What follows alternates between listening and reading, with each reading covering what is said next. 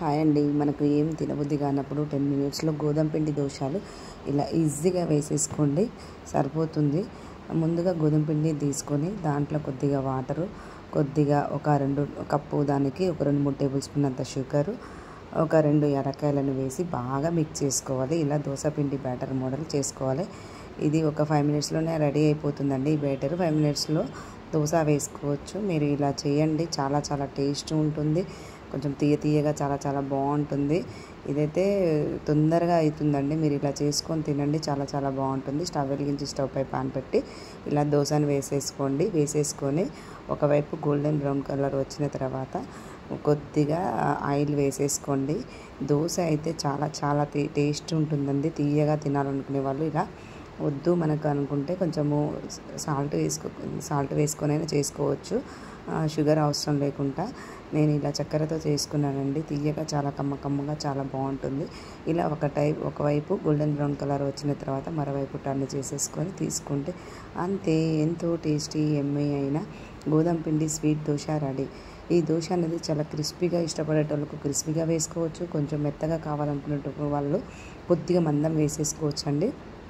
ఎంత బాగుంటుందంటే చాలా బాగుంటుంది. మీరు ఇలా చేసి పెట్టండి, ఎవరైనా గెస్ట్లు వచ్చినప్పుడు వెరైటీగా ఉంటుంది. ఎప్పుడు వేరే స్వీట్సే కాకుండా ఇలా గోధుమ పిండితో చేసుకోండి, చాలా బాగుంటుంది.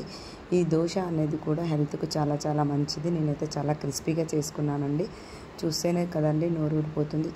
చూడండి ఎంత చాలా బాగా వచ్చింది కదండి, గోల్డెన్ బ్రౌన్ కలర్. ఇలా వేసేసుకొని అన్ని దోశలు నేను వీడియోలో చూపించిన విధంగా వేసుకొని తినేసేయండి.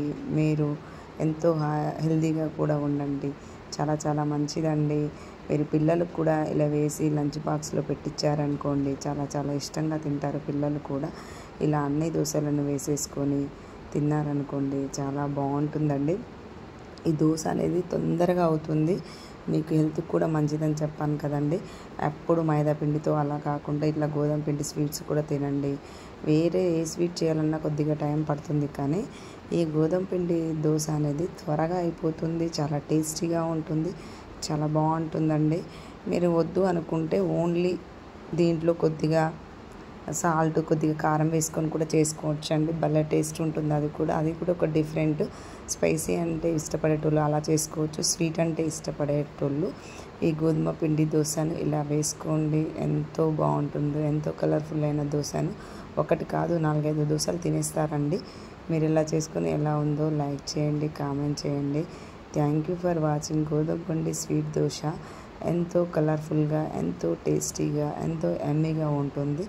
మీరు తిని ఎలా ఉందో నాకు లైక్ చేయండి, కామెంట్ చేయండి, షేర్ చేయండి. థ్యాంక్ యూ ఫర్ వాచింగ్ గోధుమ పిండి స్వీట్ దోశ.